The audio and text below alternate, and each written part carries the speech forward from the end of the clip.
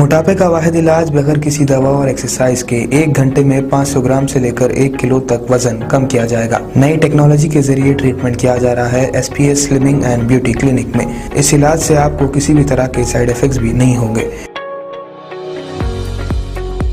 Colour improvement, pimples और dark circles के लिए भी आप आ सकते हैं SPS slimming and beauty clinic, Hyderabad, Abids beside Agarwala sweet house. Screen पर दिए गए नंबर्स पर कॉन्टैक्ट करें।